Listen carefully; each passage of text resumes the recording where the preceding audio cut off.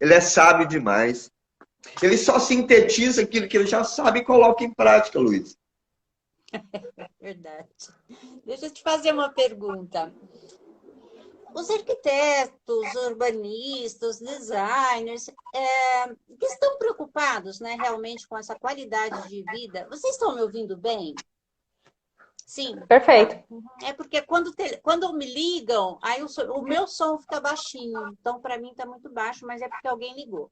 Então, a pergunta é: arquitetos, urbanistas, designers, que estão preocupados com qualidade de vida para um futuro, né?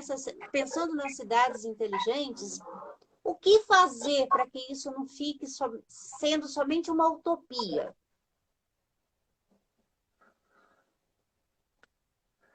Eu respondo primeiro? Eu vou responder de novo como urbanista, não só como arquiteto, certo?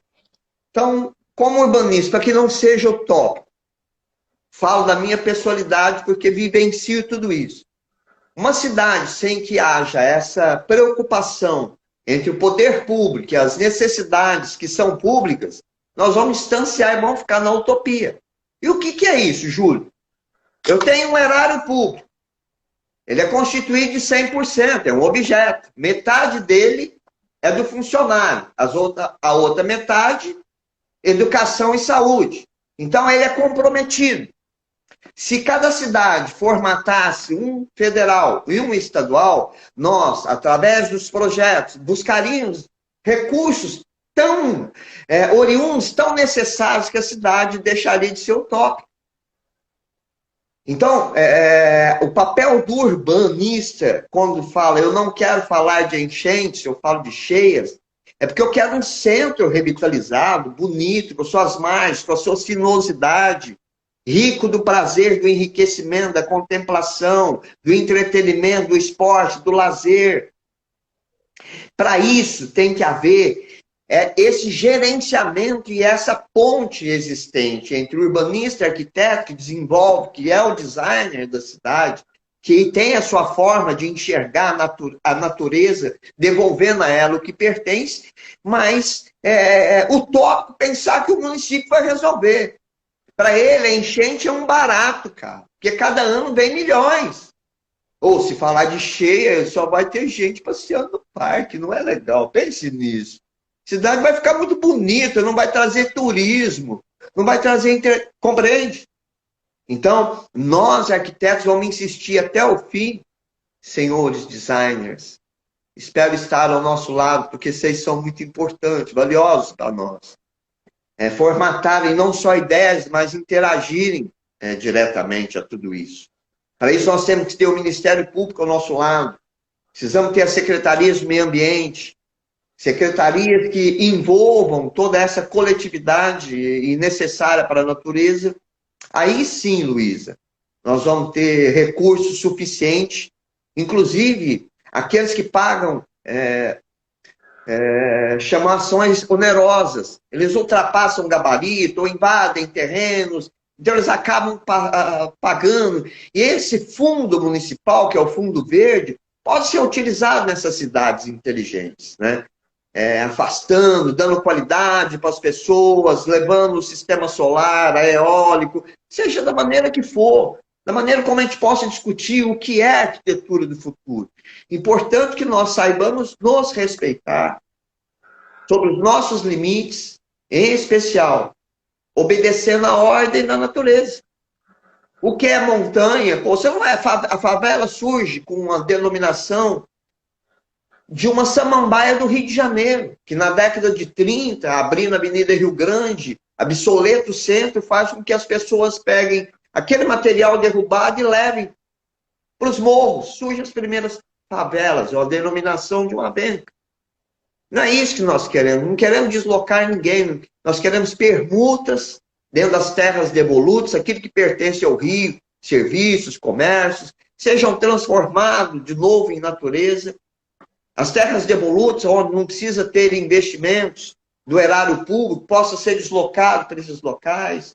Que as cidades se convençam da necessidade de se unirem, não dividirem em bancadas políticas. Nós vemos isso na esfera federal, estadual, municipal, que nós sejamos somatória. Não, toda essa nossa discussão, ela se torna realmente utópica. Ó. As pessoas estão falando de coisas que não acontecem. Acontece sim. A sociedade precisa deixar de ser, primeiramente, 50%. Ou nós pensamos coletivamente, ou a ciranda não vai cirandar. As coisas só são boas quando são boas para o coletivo. Hoje nós vivenciamos, além de uma pandemia, uma condição social onde, por mais que você busque uma solução de convivência, não há. A maioria dos bairros, como estão afogados pelos edifícios, você se projetou dentro de trancar, onde você, desde uma câmera que te orienta, te olha, te busca, te faz.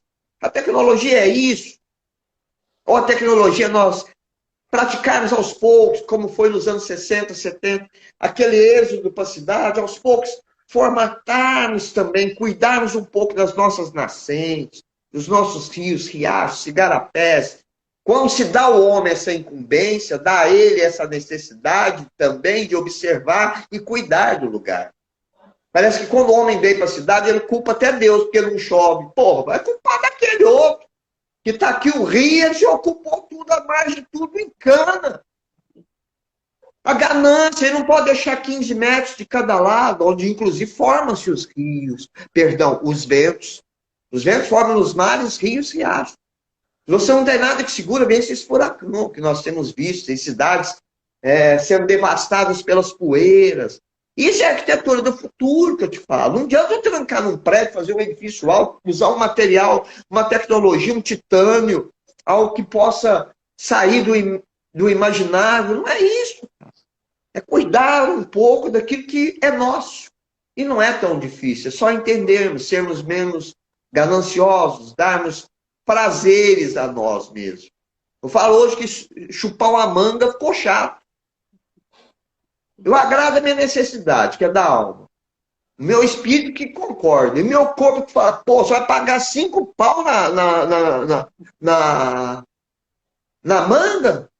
Então, é essa distância de chatice que não nos dá essa sublimação, que não nos deixa belo para a tecnologia. Ela nos dá esse amparo, isso.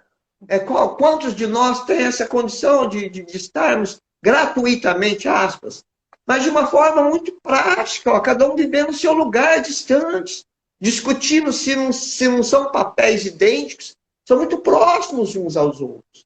São Paulo, quando chove, é aquele desastre ambiental. É o rei guerrado. Oh, nós ocupamos o lugar deles. Né?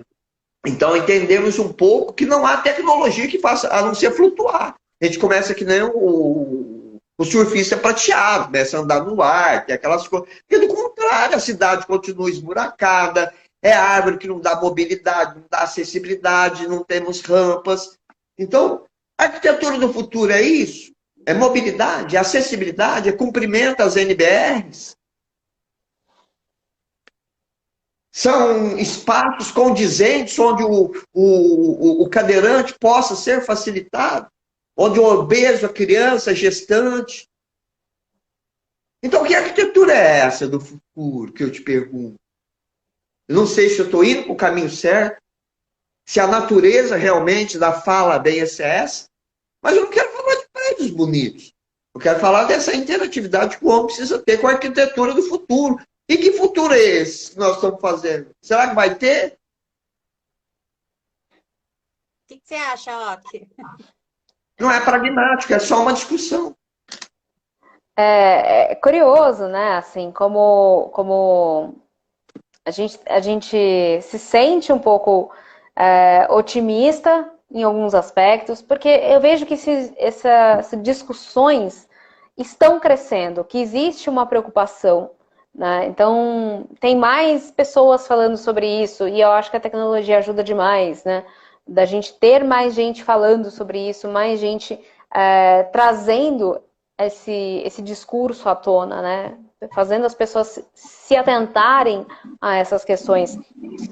Mas, ao mesmo tempo, quando a gente olha, dá uma certa preocupação, dá um certo nervosinho. Falar, será que a gente vai conseguir sair do discurso e ir para a prática, de fato? Né? Como o Júlio está apontando aqui. Então, assim, respondendo objetivamente a sua pergunta, Lu, eu acho que sim, cada vez mais os designers, os arquitetos, os urbanistas, eles estão preocupados, estão enxergando essas coisas, estão olhando para o passado, para as coisas que não funcionaram, né? O próprio planejamento urbano das cidades, que foi feito há algum tempo atrás, né, destruiu as cidades, basicamente, essa relação com o ambiente, que hoje se busca resgatar, né? Então, como praticamente tudo na história, eu acho que a gente vive de ciclos, né? De marés, de ciclos aqui. E talvez a gente esteja chegando numa maré, num ciclo novo de pensar arquitetura, de pensar ambiente, de pensar comunicação, porque isso é comunicação, a arquitetura é comunicação, de uma forma mais respeitosa. Então, Perfeitamente. eu procuro olhar isso com um certo otimismo, sim. Respeito, não enfrentamento. Por isso que eu fiz questão de dizer sobre essas habitações de interesse social, né? Onde a pessoa possa realmente ter ali um prazer de estar, né? De, no mínimo, vivenciar. De resgate, né? Você olha para a arquitetura vernacular, ela tem tanto disso, né? São ambientes arejados, ventilados, onde você tem diálogo com a própria natureza, com o entorno, o uso de materiais. E eu acho que é o resgate disso, né? Talvez. Até porque quando se fala em vírus, proliferação, lembra-se do distanciamento. Nesses núcleos habitacionais, como eu me distancio do quê? Só se eu for para o meio da rua, cara. Vou me distanciar de onde eu não tenho. Mesmo, né? É só nós imaginarmos, nos depositarmos dentro desse ambiente. Uhum. Então, um pouco, não é dizer que eu quero reafirmar aqui alguma coisa que me deixa perplexo. O brasileiro não é Horácio, jogador de baralho, cara. É só ter oportunidade, ele é trabalhador. Dê oportunidade a essas pessoas, como você vê em todos os outros países. A ciranda só é boa quando ela é coletiva. Quando ela gira, faz girar. Nós estamos, como eu disse, perdidamente numa cidade, num país, num estado, 50, 50, 50, 50. Nós temos que ser, no mínimo, 90, 90, 100, 100. Ou nós somos isso ou não somos nada. Nós vamos continuar divididos e dividindo bancadas que, por sua vez, não vão fazer a sua vez. Eles vão fazer o seu interesse.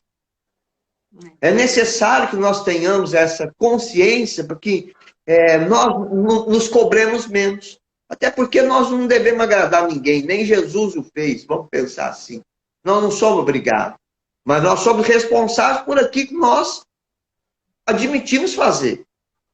Então, é importante essas intervenções, essa briga incessante junto aos conselhos regionais, aos conselhos dos meio ambientes, aos conselhos de desenvolvimento urbano, para que tomemos as rédeas, para que mostremos a eles que nós saibamos, que nós temos consciência de tudo aquilo que, na prática, não nos dão direito, porque direito não é dado, direito você já tem. Gente, o nosso tempo está no final. Mas já? Já. Não deu nem fome. Quase 1 hora já. Mas eu queria dizer que foi espetacular essa conversa, esse bate-papo. A gente pode fazer outros depois.